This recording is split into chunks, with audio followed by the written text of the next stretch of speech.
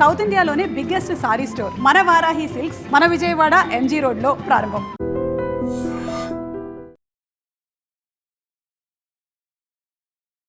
నేను ఈ ప్రపంచాన్ని 55 సంవత్సరాలు ఆర్టిస్ట్గా చూశాను.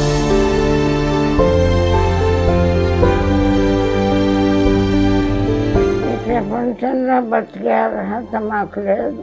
అలా అనకండి. అయ్యో, నా బిడ్డను వదిలేసి నేను చనిపోతే దానికి అసలు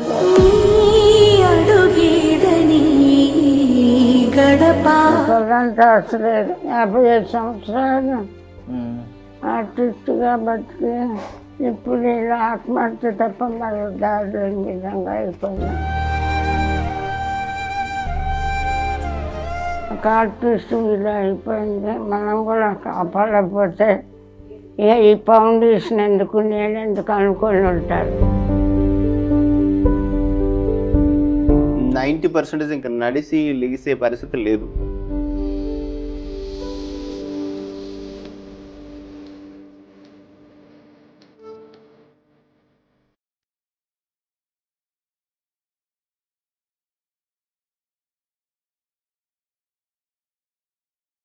డ్రీమ్ వ్యూవర్స్ అందరికీ స్వాగతం, సుస్వాగతం. సో పావలా శ్యామల గారి జీవితం మనందరికీ తెలుసు. సుమారు 300కు పైగా సినిమాలు చేసిన ఆవిడ. నార్మల్లీ అందరూ ఏమనుకుంటారంటే సినిమా వాళ్ళ జీవితం రంగులమయం అనుకుంటారు, కానీ ఆవిడ జీవితం మొత్తం పాపం అంధకారమే మిగిలింది. ఈ టైంలో ఆవిడ ఇలా ఉండడం అంటే నేను బాధ ఏంటంటే ఇంతకు ముందు నుంచి ఆవిడ స్థితి కొంచెం దీన స్థితికి వెళ్ళడం మనందరికీ తెలుసు. అప్పుడు కొంతమంది పాపం సహాయం చేయడానికి ముందుకు వచ్చారు. ఆ టైంలో నేను కొన్ని కమెంట్స్ ఏం విన్నానంటే నెగిటివ్ కమెంట్స్ పెట్టే వాళ్ళకి చెప్తున్నాను అనమాట. వీళ్ళకి ఎంత ఇచ్చినా సరిపోవట్లేదు అని చెప్పి కొంతమంది మాట్లాడారు. బట్ వాళ్ళ గురించి ఏం తెలుసని అలా మాట్లాడారు నాకు అర్థం కాలేదు. మీరు మొన్న న్యూస్ చూస్తే వాళ్ళిద్దరూ అంటే తల్లి కూతురు కలిసి వాళ్ళ కూతురుతో కలిసి సూసైడ్ అటెంప్ట్ చేశారనమాట. అంటే అంత దీనస్థితికి వాళ్ళు అయితే వెళ్ళిపోయారు. కనీసం బ్రతకాలని కూడా అనిపించలేదు. 300కు పైగా సినిమాలు చేసి మనందరినీ ఆవిడ కామెడీతో ఎంతో అలరించిన ఆవిడ ఈరోజు ఇలాంటి స్థితిలో ఉండడం అంటే ఆవిడని మీరు చూస్తే నిజంగా హృదయం చలించిపోతుంది అనమాట. అండ్ పాపం వాళ్ళ అమ్మాయి అంటే చాలా మంది ఏమనుకుంటారంటే పాపం వాళ్ళ అమ్మాయి వయసులోనే ఉన్నారు కదా, ఏదన్నా వర్క్ చేసుకోవచ్చు అని అనుకుంటారు. బట్ ఆవిడ కనీసం నడవలేని స్థితిలో ఉన్నారు. ఆవిడకి సర్జరీలు అయినాయి, మల్టిపుల్ సర్జరీస్. ఇంకా కూడా ఆవిడ కాళ్ళకి సర్జరీ చేయాల్సిన స్థితికి వచ్చారనమాట. వీలైతే సహాయం చేయండి, కానీ ఇలాంటి నెగిటివ్ కమెంట్స్ దయచేసి పెట్టకండి. సో ఈ సూసైడ్ అటెంప్ట్ తర్వాత దైవం మానుష్య రూపేణ అన్నట్టుగా ఆర్కే ఫౌండేషన్ నుంచి డాక్టర్ రామకృష్ణ గారు పావలా శ్యామల గారిని అండ్ ఆవిడ కూతుర్ని కలిపి తీసుకొచ్చి మేము చూసుకుంటాం అని వారికైతే ఒక భరోసా, ఒక మనోధైర్యాన్ని అయితే ఇచ్చారనమాట. పావలా శ్యామల గారి పరిస్థితి చూస్తే మనకే చాలా దయనీయమైన స్థితిలో ఉన్నారు. మనకే హృదయం చలించిపోతుంది. మీరు ఒకవేళ నిజమైన సినిమా ప్రేమికులు అయితే ఎంతసేపు ఆ స్టార్ హీరోల కోసం లక్షలు ఆల్రెడీ కోటీశ్వరులు, అపర కోటీశ్వరులైన వాళ్ళ కోసం మీరు 100,000 ఖర్చు పెట్టడం కాదు. నిజంగా ఒకవేళ సినిమా ప్రేమికులు అయితే ఎవరికైతే అవసరం ఉందో వాళ్ళకి ఇవ్వండి మీ డబ్బులు. అప్పుడు మీరు నిజమైన సినిమా ప్రేమికులు అనిపించుకుంటారు. మాట్లాడితే #TFI బానిస ఇలాంటివన్నీ ఈ సొల్లు డైలాగులు చెప్పుకోవడానికి తప్ప నిజమైన ప్రేమ అనేది కాదు. మీరు ఒకవేళ కళారంగాన్ని ప్రేమిస్తే అవసరం ఉన్న వాళ్ళకి సహాయం చేయండి, అంతే తప్ప ఏదో నెగిటివ్ కమెంట్లు పెట్టడం. మీకు తెలియనప్పుడు తెలుసుకోండి. పూర్తిగా తెలియకుండా ఎవరిని పడితే వాళ్ళని తిట్టకండి. మీరు తిట్టే తిట్లు తీసుకునే పరిస్థితుల్లో కూడా వారు లేరనమాట. సో పావలా శ్యామల గారు చాలా ఆవిడతో మాట్లాడదాం ఒకసారి. అమ్మ ఎలా ఉన్నారు ఇప్పుడు? ఎలా ఉంది మీ ఆరోగ్యం? ఎలా ఉంది?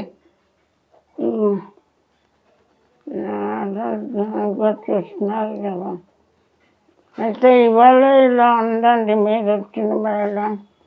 అమ్మ మీరు అంటే 300కు పైగా సినిమాలు చేసిన ఆవిడ. ఇప్పటికీ మీమ్స్ లో ఇప్పటికీ మీ వీడియోలు, పాత వీడియోలన్నీ ఇప్పుడు ట్రెండ్ అవుతున్నాయి. ఇప్పటికీ మేము మిమ్మల్ని చూస్తూనే ఉన్నాం, మీ వీడియోలన్నీ వస్తూ ఉన్నాయి. కానీ మీరు ఇలాంటి స్థితిలోకి వెళ్ళడం నిజంగా మాకే చాలా బాధాకరంగా ఉంది. మీరు అంత సూసైడ్ చేసుకుని ఇంత స్థితికి రావడం ఏంటమ్మా అసలు? ఏమైందంటే మీకు ఇప్పుడు మీకు మనోధైర్యం ఏం కరువైంది అసలు?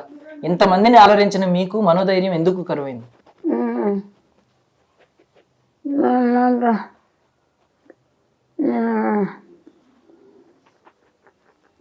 4 ఏళ్ళు అయింది బాబు ఇలా వచ్చి నాకు. అమ్మాయి కూడా అంతే పడిపోయింది. ఇద్దరం ఒక్కసారి అమ్మాయి పడిపోయింది. కాళ్ళకి ఆపరేషన్ చేయించారు. అప్పుడు చాలామంది హెల్ప్ చేశారు. అమ్మాయి కోలుకోకుండానే నాకు ఇలా వచ్చింది.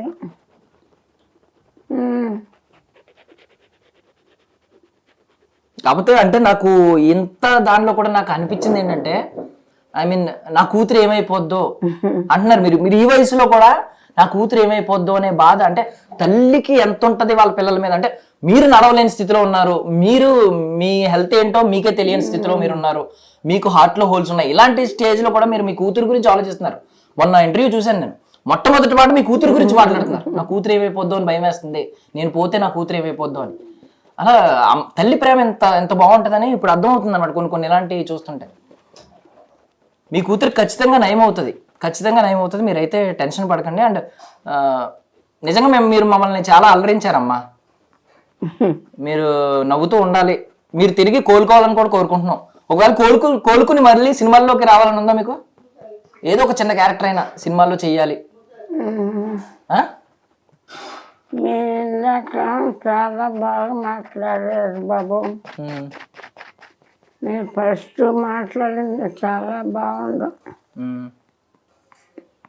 మీరేం బాగా మాట్లాడారు, నేనేం మాట్లాడగలను. ఇంకా మీకు మళ్ళీ సినిమాల్లోకి రావాలని ఉందమ్మా? చిన్నగా అయినా ఒక చిన్న క్యారెక్టర్ అయినా చేయాలని ఉందా కోలుకుని? ఆశ లేదు బాబు, నాకు అలాంటి ఆశ లేదు. 55 సంవత్సరాలు ఆర్టిస్ట్గా బతికి ఇప్పుడు ఇలా ఆత్మహత్య తప్ప మరో దారి లేని విధంగా అయిపోయినా. అయ్యో మీరు అలా అనకూడదమ్మా. ఇప్పుడు చిరంజీవి గారు ఇంకా సినిమాల్లో హీరో కింద చేస్తున్నారు, ఆయనకి 70 సంవత్సరాలు దాటిని. మీరు అలా అంటే అలాగ మీరు మళ్ళీ సినిమాల్లోకి రావాలి, మళ్ళీ చేయాలని మేము కోరుకుంటున్నాం, కోలుకోవాలని కోరుకుంటున్నాం మేము. ఈ జన్మ కాదేమో, ఈ జన్మలో లేదు ఇంకా ఛాన్స్. మీ అమ్మాయి గురించి మీరు చాలా ఆవేదన చెందుతున్నారు. అసలు అంటే ఏం కోరుకుంటున్నారు మీ అమ్మాయి జీవితంలో? ఉన్న ఆశలు ఏంటి? మీ మీద ఎలాగో మీకు ఆశలు లేవు పెద్దగా. నేను ఈ ప్రపంచాన్ని 55 సంవత్సరాలు ఆర్టిస్ట్గా చూసా. ఇప్పుడు ఓల్డేజ్ హోమ్లో ఉంటూ దీనస్థితిలో ఉంటూ చూసా 25 ఏళ్ళ నుంచి. ఈ ప్రపంచంలో బతికే అర్హత మాకు లేదు. అలా అనకండి అయ్యో. నా బిడ్డను వదిలేసి నేను చనిపోతే దానికి అసలు లేదు, నన్నే చూడలేదు. ఇంక నా బిడ్డను ఎవరు చూస్తారు? మీ బిడ్డ మీ కళ్ళ ముందు కోలుకుని మంచిగా తిరిగితే అప్పుడు మీకు ఆనందంగా ఉంటారా? అప్పుడు పోనీ అప్పుడు ఆ రోజు వస్తే అప్పుడు కదా వస్తుంది ఆ రోజు. మీ అమ్మాయికి మళ్ళీ సర్జరీ చేస్తే కాలుకి మళ్ళీ మీ అమ్మాయి మామూలుగా నడుస్తారు కొన్ని రోజుల్లో. ఏంటమ్మా ఇప్పుడు ఆర్కే ఫౌండేషన్లో ఎలా చూసుకుంటున్నారు మిమ్మల్ని? ఆయన మాట ఇచ్చారు నేను చూసుకుంటా ఇక్కడ నుంచి అని చెప్పి. రామకృష్ణ గారు ఇంకో ఇక్కడే ఉన్నారు, ఎలా చూసుకుంటున్నారు ఏంటి? రామకృష్ణ గారి పరిచయం కాకపోతే మీరు వాళ్ళ ఇంటర్వ్యూకి వచ్చేవాళ్ళు కాదు, మేము ఉండేవాళ్ళము కాదు. మేము ఉంటే కదా మీరు ఇంటర్వ్యూకి వస్తారు, నేను ఉంటే కదమ్మా ఆయన. నేను ఉన్నానంటే రామకృష్ణ గారు దయ ఇదంతా. మీకు మగపిల్లలు లేరు కదమ్మా? లేదమ్మా. రామకృష్ణ గారు ఇప్పుడు మీ ఒకవేళ కొడుకు పుడితే ఎలాగే ఉండేవాడు అని అనుకుంటున్నారా?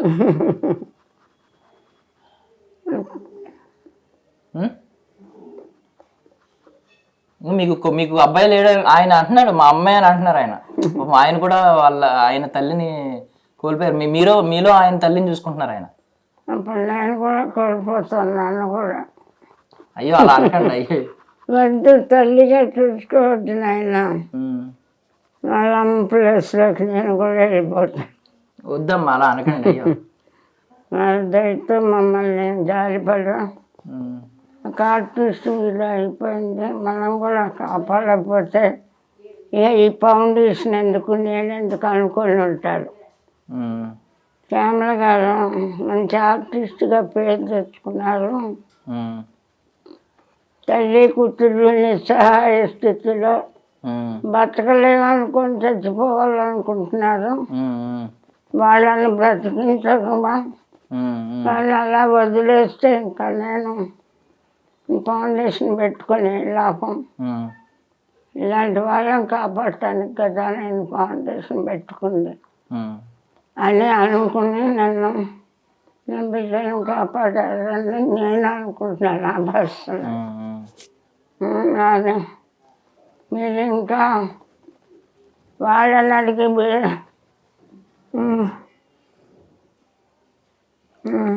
సరే పోనీ మీకు జీవితంలో ఏం కోరికలు మిగిలి ఉన్నాయి అసలు మీరు అది చెప్పండి పోనీ.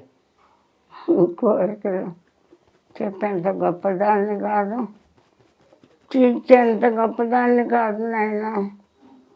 నా బిడ్డను నేను బిజీగా ఉండి పట్టించుకోలే, దాని జీవితాన్ని సెటిల్ చేయలే. తల్లిగా అది నా తప్పు, నన్నే గౌరవంగా చుట్టాల ఎవరు, నా బిడ్డను ఎవరు చూస్తారు. అందుకని నా బిడ్డను సో మాట్లాడలేకపోతున్నారండి మనం.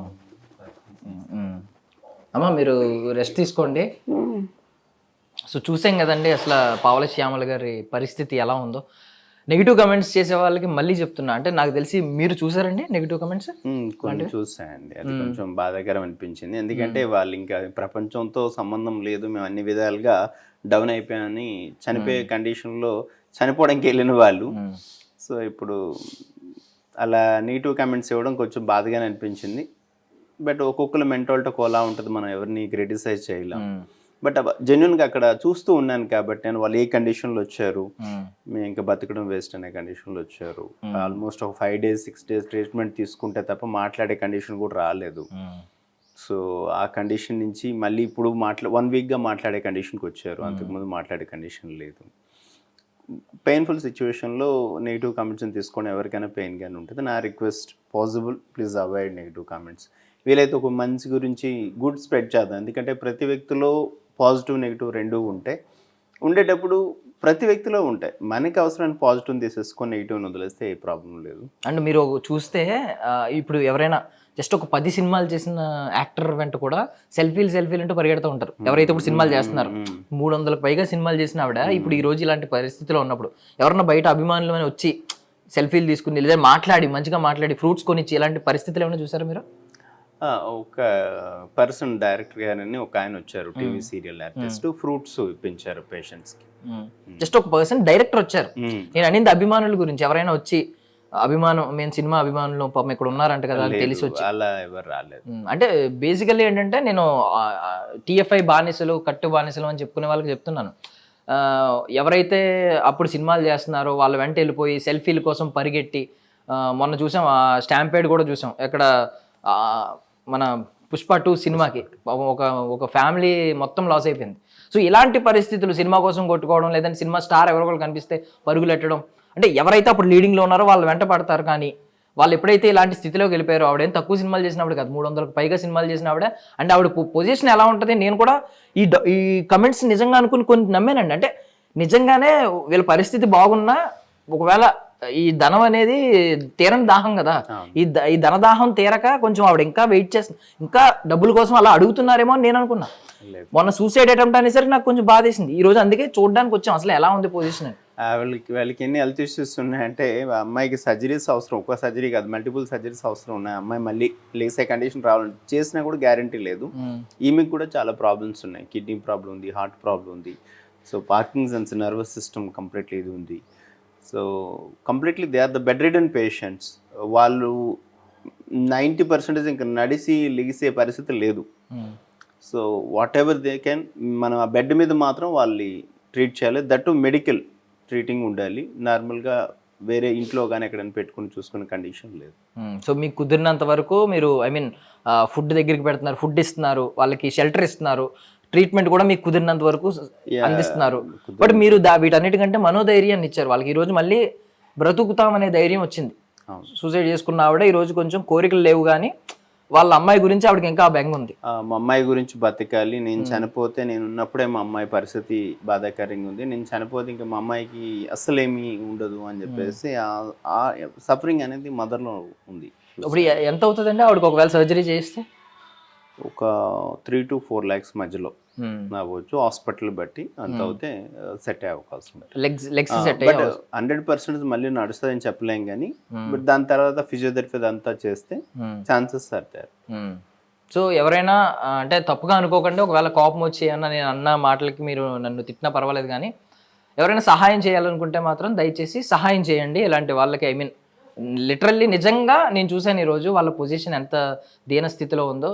అండ్ ఒకప్పుడు అంత రాజయోగం, ఐ మీన్ మనం చూసాం కదా 300 సినిమాలు చేసిన ఆవిడ ఇలాంటి పొజిషన్లో ఉంటుందంటే ఎవరికైనా కొంచెం హృదయం చలిస్తుంది. సో మీ వంతుగా మీరు ప్లీజ్ ఎవరైనా మీకు తోచినంత సహాయం చేయండి ఆర్కే ఫౌండేషన్కి. అండ్ వాళ్ళు ఆర్కే ఫౌండేషన్ ఒకవేళ మీరు సహాయం చేయకపోయినా, ఐ మీన్ మీరు ఎవరు సహాయం చేస్తానని తెలియకముందే వీళ్ళైతే వాళ్ళకి ప్రామిస్ చేశారు మేము చూసుకుంటాం వాళ్ళ బాధ్యతని. పాపం వాళ్ళకు కూడా మీ సహాయాన్ని అందించండి. అండ్ సార్ ఎలా స్టార్ట్ అయింది అసలు ఆర్కే ఫౌండేషన్, ఏ ధ్యేయంతో మొదలైంది, కారణం ఏంటి, ముఖ్య కారణం? నేను చిన్నప్పుడు మా అమ్మగారు బెడ్ రిడెన్ పేషెంట్గా చనిపోయారు న్యూరో ప్రాబ్లంతో. సో మా అమ్మగారు చాలా హెల్తీగా ఫిట్గా ఉన్న వ్యక్తి. జస్ట్ 3 to 4 monthsలోనే బెడ్ రిడెన్ అయ్యి ఆవిడ కంప్లీట్లీ బాగా వీక్ అయిపోయి బెడ్ సోర్స్తో చనిపోవడం జరిగింది. సో అది నేను చూశాను. నేను అప్పుడు పిల్లవాడిని కాబట్టి ఏం చేయలేకపోయాను పెద్దగా మా అమ్మగారికి. సో అప్పుడు అనుకున్నాను పెద్ద అయిన తర్వాత అట్లీస్ట్ ఒక 10 మందికైనా పేషెంట్స్కి హెల్ప్ చేద్దాం, బెడ్ రిడెన్ వాళ్ళకి హెల్ప్ చేద్దాం అనుకున్నాను. దేవుడు కొంచెం నాకు ఎక్కువ అవకాశం ఇచ్చాడు, మంచి ఫ్రెండ్స్, మంచి బిజినెస్, మంచి ఫ్యామిలీ ఇవన్నీ ఇవ్వడం వల్ల సో ఆల్మోస్ట్ గత 18 సంవత్సరాలుగా 15,000 మంది పేషెంట్స్కి మనం ఇలాంటి వాళ్ళకి చేయగలిగాం. 18 సంవత్సరాలుగా 15 సంవత్సరాలుగా 15,000 మంది పేషెంట్కి చేయగలిగాం. 3 years బ్యాక్ 15 years యానివర్సరీ కూడా ఫంక్షన్ చేసుకున్నాం, దానికి గవర్నర్ గారు వచ్చారు. సో 12 years నా కంపెనీ సపోర్ట్తో నేను ఓన్గా రన్ చేస్తాను. ఇది ఒక 5-6 years నుంచి ఇంకా ఇది రన్ చేయడం కష్టం, ఎందుకంటే ఇది రన్ చేసే ప్రాసెస్లో ఒక 3 CR ప్రాపర్టీ కూడా డిస్పోజ్ చేయాల్సి వచ్చింది నేను. ఎందుకంటే నార్మల్ వ్యక్తికి అన్నం పెట్టడం వేరు, ఇక్కడ పేషెంట్స్ మీరు చూస్తుంటారు ఈ 2nd floor ఇంకా సీరియస్ కండిషన్ పేషెంట్స్ ఉంటారు. నార్మల్ వ్యక్తిని ట్రీట్ చేయడం ఈజీ ఉంటుంది, వాళ్ళకి నార్మల్ ఫుడ్ ఇస్తే సరిపోదు. పేషెంట్స్ అనేటప్పటికీ డైపర్స్కి, గ్లౌజెస్కి, మెడిసిన్స్కి, మళ్ళీ సర్వీసెస్, డాక్టర్స్ కానీ నర్సెస్ కానీ అంతమంది ఫ్రీగా రాలేరు కదా మనకి వాలంటరీగా. ఇవన్నీ చూసుకుంటే ఇది బిగ్ బర్డెన్. సో అందువల్ల ఒకప్పుడు 60 మందికి చేసేవాడిని, దాన్ని 45 మందికి తీసుకొచ్చాను. బట్ స్టిల్ 2-3 పెరుగుతుంటారు, తరుగుతుంటారు.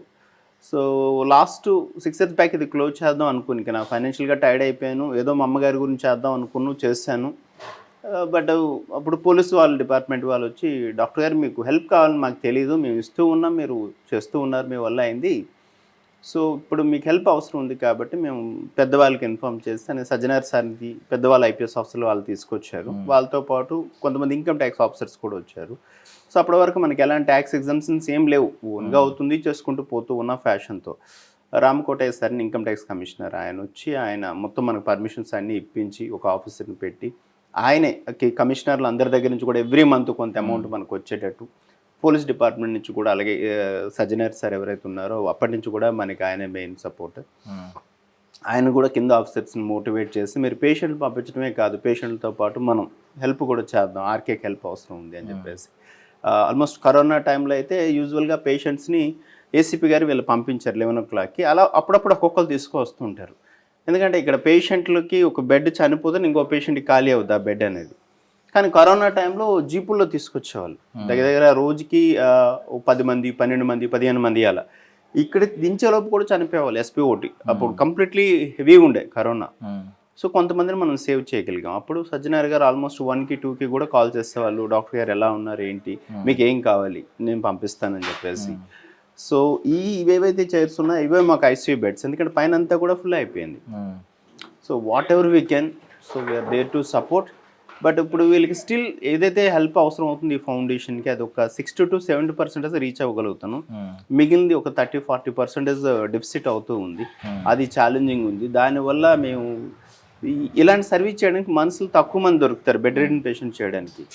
దట్టు మనం శాలరీస్ టైంకి ఇవ్వకపోవడం వల్ల ఇంకొన్ని ఇబ్బందులు, ప్రాబ్లమ్స్. బట్ లక్కీలు ఏంటంటే నా స్టాఫ్ ఎవరైతే ఉన్నారో వాళ్ళే నా స్ట్రెంత్. ఈ 18 సంవత్సరాలు ఇది రన్ చేస్తున్నాం అంటే 18 సంవత్సరాలు చేసిన వాళ్ళు ఉన్నారు మా దగ్గర, 18 సంవత్సరాలు పనిచేసిన వాళ్ళు ఉన్నారు మా దగ్గరకు. వచ్చిన పేషెంట్లు 10 నిమిషాలు చనిపోయారు అన్నాను కదా, అలా 10 సంవత్సరాలు, 12 సంవత్సరాలు, 14 సంవత్సరాలు బతికిన వాళ్ళు కూడా మా దగ్గర ఉన్నారు. 2014లో CA నాగేశ్వరరావు గారిని కార్ఖానా CAగా ఉండే, అప్పుడు ఆయన ఒక పేషెంట్ పంపించారు. ఆయన ఇప్పుడు ACP కుకటపల్లి ఉంటుంది వాళ్ళ ఆఫీసు, క్రైమ్ డివిజన్లో.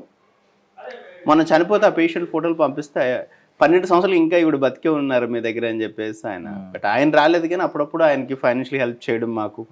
ఇనిషియల్గా ఇక్కడ ఇన్స్పెక్టర్గా ఉండేటప్పుడు రెగ్యులర్గా వస్తూ ఉంటాయి. సో ఇలా మా దగ్గరకు ఒకసారి వచ్చారంటే ఒక్కసారి వీల్ చైర్తో మేము బెడ్ రెడెన్ వాళ్ళే తీసుకుండి, ఇక్కడ నార్మల్ వాళ్ళు తీసుకున్నాను. ఎందుకంటే మా అమ్మగారు బెడ్ రెడెన్ పేషెంట్కి చనిపోయారు కాబట్టి I want to support bedridden. ఒక్కసారి బెడ్ రెడెన్ పేషెంట్కి మనం అడ్మిషన్ ఇచ్చామంటే స్టిల్ గ్రేవ్ యార్డ్ వరకు మనమే చూస్తాం. So this is what we're doing here. ఇప్పుడు ప్రెసెంట్ ఎంతమంది ఉన్నారు సార్? 47 పేషెంట్స్. 47 పేషెంట్స్ ఉన్నారు. మీ అమ్మగారికి మీరు ఆ బెడ్ రిడెన్ టైంలో సేవలు చేయలేకపోయిననే ఉంది, ఆ ఆవేదన ఉంది మీలో. ఎస్ పావలా శ్యామల్ లాంటి వాళ్ళు చాలా మంది ఉన్నారు, కొంత సపోర్ట్ చేసే వాళ్ళు కూడా చాలా మంది ఉన్నారు. బట్ ఒకప్పుడు వితౌట్ ఎనీ సపోర్ట్ నేను చేయగలిగేవాడిని. ఇప్పుడు నేను ఫైనాన్షియల్గా డౌన్ అయ్యాను, అప్పుడు సొసైటీ నుంచి కానీ సిస్టమ్ నుంచి కానీ సపోర్ట్ తీసుకోవడానికి ప్రయత్నం. గవర్నమెంట్ సపోర్ట్ అయితే మాకు లేదు. సో సివిలియన్స్ ఆఫీసర్స్ ర్యాంక్లో ఉన్న వాళ్ళు, గవర్నమెంట్లో ఉండే వాళ్ళు కూడా వాళ్ళ వల్ల అయింది ఏదైనా బర్త్డే సెలబ్రేట్ చేసుకుని ఆ విధంగా సపోర్ట్ చేస్తారు. అంటే ఒకవేళ నిజంగా మీరు మీ మదర్కి ఆ టైంలో సేవలు అందించి మీరు మీ మదర్ అన్నీ చూసి వెళ్ళినా ఆవిడంత ఈ రోజు అంత హ్యాపీగా ఉంటారు. నాకు తెలిసి పైనుంచి చూస్తే ఇంతమందిని మీరు చూడడం, ఇంతమందిలో మీ మదర్ని చూసుకోవడం, నిజంగా మీ మదర్ పైన చాలా హ్యాపీగా ఉంటారు. ఇలాంటి కొడుకుని అన్నాను నేను అని చెప్పి చాలా గర్వపడుతూ ఉంటారు. సో మీకు ఖచ్చితంగా సహాయం అందాలి అంటే ఇలాంటి మంచి కాజ్తో ఉన్న వాళ్ళకి మీరు మీరే వెన్ను తిరుగుదాం అనుకున్నారు ఒక 6 years బ్యాక్. బట్ దేవుడు కూడా ఏదో రకంగా ఒక డోర్ ఓపెన్ చేసి ఇప్పుడు కూడా ఒకవేళ దైవం మానుష్య రూపేనా అని ఈయన ప్రూవ్ చేసుకున్నారు. సో మన వంతుగా మనం కూడా మీకు తోచినంత మీరు ఎవరైనా సహాయం చేయాలనుకుంటే, ఎంతో కొంత సహాయం చేయాలనుకుంటే దయచేసి ఒకసారి మీరైనా విజిట్ చేయండి, ఆర్కే ఫౌండేషన్కి విజిట్ చేయండి, చూడండి, మీకు తోచినంత సహాయం చేయండి. ఎయిదర్ డబ్బులు ఇవ్వండి, లేదంటే ఫ్రూట్స్ కొనివ్వండి, లేదంటే వాళ్ళకి మెడిసిన్కి ఎంత అవుతుందో తెలుసుకోండి. అంటే అట్లీస్ట్ 1 డేకి ప్రతి పేషెంట్కి లెక్క చొప్పున ఎంత మెడిసిన్ అవుతుంది, లేదంటే ఫుడ్కి ఎంత అవుతుంది తెలుసుకుని అట్లీస్ట్ మీ బర్త్డేస్కి కానీ లేకపోతే ఏదన్నా అకేషన్కి కానీ, లేదా మంచి పని చేయడానికి అకేషన్ అవసరం లేదు. సో ఏదో ఒక రకంగా మీరైతే మీ సహాయాన్ని అందించి దైవం మానుష్య రూపేనా అని మనం కూడా, మనలో కూడా దేవుడు ఉన్నాడు, మనలో కూడా మానవత్వం ఇంకా బ్రతికే ఉంది అని నిరూపించుకోండి. సో ఇన్స్టాగ్రామ్, ఫేస్బుక్, ఈ సోషల్ మీడియా మొత్తం రకరకాల క్రింజ్ వీడియోలు, చెత్త వీడియోలు చూస్తూ ఉన్నాం. సో ఈ వీడియో మాత్రం మీ కంట పడితే ఖచ్చితంగా దయచేసి ఒకసారి ఆర్కే ఫౌండేషన్కి అప్రోచ్ అయ్యి, పాపం రామకృష్ణ గారికి ఆయన సహాయం చేస్తున్న ఆ చేతికి మీ చేతిని కూడా ఒక్కసారైనా అందించండి. ఇది నేను రిక్వెస్ట్ చేస్తూ అడుగుతున్నాను అనమాట. థ్యాంక్ యూ సో మచ్ మీరు అందరూ వాచ్ చేసినందుకు. థ్యాంక్ యూ సో మచ్ అండి. మీ సేవా గుణం ఇంకా ముందుకు వెళ్ళాలని, మీరు దయచేసి ఈ ఆర్కే ఫౌండేషన్ ఇంకా ఎక్కువ మందికి సహాయం కల్పించాలని వారి ఎండింగ్ ఏదైనా ఒక లైన్ ఉంటుందండి. అంటే స్టార్టింగ్ ఎంత బాగుందనేది కాదు, ఎండింగ్ ఎంత బాగుందనేది ముఖ్యమని. ఈవెన్ సినిమాలో కూడా మనకి క్లైమాక్స్ నచ్చకపోతే సినిమా బాగాలేదని చెప్తాం. టాక్ స్టార్టింగ్ హీరో ఎలివేషన్ ఎలా ఉన్నా, హీరో ఇంట్రడక్షన్ ఎలా ఉన్నా అవసరం లేదు, క్లైమాక్స్ సాటిస్ఫాక్షన్ ఇవ్వాలి.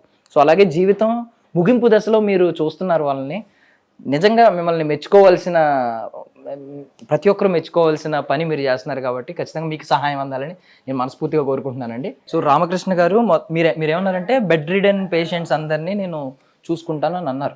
సో నాకు ఈ పేషెంట్ ఒక్కడిని చూసినప్పుడు కొంచెం డౌట్ వచ్చింది. అంటే మిగిలిన వాళ్ళందరూ పాపం బెడ్ రిడెన్, వాళ్ళకి పాపం యూరినరీ ప్యాకెట్స్ కూడా ఉన్నాయి, బ్యాగ్స్ అవి ఉన్నాయి. బట్ ఈవిడ కొంచెం నడవగలిగిన స్థితిలో ఉన్నారు, యంగ్గా ఉన్నారు. సో ఈవిడ ఏంటి పొజిషన్ ఏంటి, ఈవిడని ఎందుకు? యూజువల్గా ఈవిడ 4 years back Secunderabad railway station దగ్గర డే అండ్ నైట్ ఉండిపోయారు ఒక 3 days. 3 days ఉండిపోతే అక్కడ సివిలియన్స్ తీసుకొచ్చారు. తీసుకొచ్చాక మనం కొంచెం యంగ్గా ఉన్నారు కదా అని లోకల్ పోలీసులకు మనం ఆల్రెడీ ఈవిడ గురించి ఇన్ఫార్మ్ చేయడం జరిగింది. అప్పటి నుంచి కూడా ఈవిడ గురించి, ఈవిడ ఏంటంటే ఏం మాట్లాడుతుందో ఆమెకే తెలియట్లేదు. గుజరాత్ అంటారు, మళ్ళీ ఎక్కడో కరీంనగర్ అంటారు, డిఫరెంట్ పోలీస్ ఆఫీసర్స్ వచ్చి చాలాసార్లు ఆవిడతో కౌన్సిలింగ్ చేసి మాట్లాడి చూసారు. ఎందుకంటే మిగిలిన వాళ్ళు బెడ్ రిడెన్ వాళ్ళు వెళ్ళే పరిస్థితి లేదు, వెళ్ళలేరు కాబట్టి. ఈవిడ కొంచెం ఏజ్లో ఉన్నారు కాబట్టి వాళ్ళ ఫ్యామిలీని ఎవరైనా గుర్తుపట్టి వెళ్ళిపోగలిగితే సో ఈమెకి హెల్ప్ అవుద్ది, వాళ్ళకి హెల్ప్ అవుద్ది. సో ఒక్కసారి ఈవిడ గురించి, సో మేబీ ఆవిడ పాస్ట్ మనకు తెలియదు కానీ ఏదో ఆ ట్రామా వల్ల ఏదో డిస్టర్బ్ అయ్యారు మెంటల్లీ, దానివల్ల సరిగ్గా చెప్పలేకపోతున్నారు ఆవిడ ఏంటని. True, that is. సో అంత్యక్రియల వరకు చూసుకుంటాను ముగింపు దశలో ఆయన అన్నారు. మాట వరుస కన్నా మాట కాదు. ఇదిగోండి ఇక్కడ ఫ్రీజర్ ఉందన్నమాట. సార్ ఏంటి ఫ్రీజర్, ఎందుకు అసలు వీళ్ళకి ఫ్రీజర్? మన దగ్గరకు వచ్చే వాళ్ళు పేషెంట్స్ని ఎవరైతే పోలీసులు తీసుకొస్తారో వాళ్ళు ఖచ్చితంగా మనమే క్రిమేషన్ చేయాల్సి ఉంటుంది. కానీ కొంతమంది ఉంటారు, అంటే మన దగ్గర ఉన్న పేషెంట్స్లో 50% వాళ్ళ పేరెంట్స్ ఉన్న వాళ్ళే. అందులో ఒక ఆయన అయితే రాజమౌళి అని చెప్పేసి ఒకప్పుడు బాగా బతికిన వ్యక్తి, 2 కొడుకులు కూడా ఉన్నారు ఆయనకి. ఒక 2 కోట్ల ఆస్తి 2 కొడుకులకి ఇచ్చేసిన తర్వాత వాళ్ళు చూడడానికి రాక చాలా సంవత్సరాలు అయింది. సో ఇలాంటి వాళ్ళు ఏంటంటే ఎప్పుడైనా చనిపోయినప్పుడు ఒక 2 days మేము బాడీని పెట్టి వాళ్ళకి కాల్ చేస్తాం. సో ఇలా చనిపోయారు, సో మీరు లాస్ట్ విష్గా వచ్చి చూసి తీసుకెళ్ళండి బాడీని అని చెప్పేసి. సో కొంతమంది వస్తారు, కొంతమంది రారు. బట్ కొంతమంది వచ్చేటప్పుడు మాకు హెల్ప్ కూడా చేస్తారు, సో ఫైనాన్షియల్గా కానీ ఏదైనా.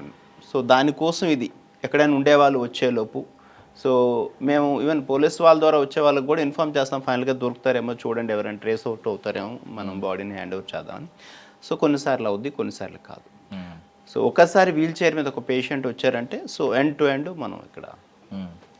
పావల శ్యామల గారికి ఎవరైనా సినీ, ఐ మీన్ బికాజ్ ఆవిడ 300 పైగా సినిమాలు చేశారు కాబట్టి సినీ ఇండస్ట్రీ నుంచి ఎవరైనా ఇక్కడికి వచ్చి ఒకసారి ఆవిడ కండిషన్ చూసి ఎంతో కొంత సహాయం చేస్తే బాగుండు అని మీకు ఏమైనా అనిపించిందా? కరెక్ట్, ఎందుకంటే ఖచ్చితంగా దే ఆర్ డిజర్వ్.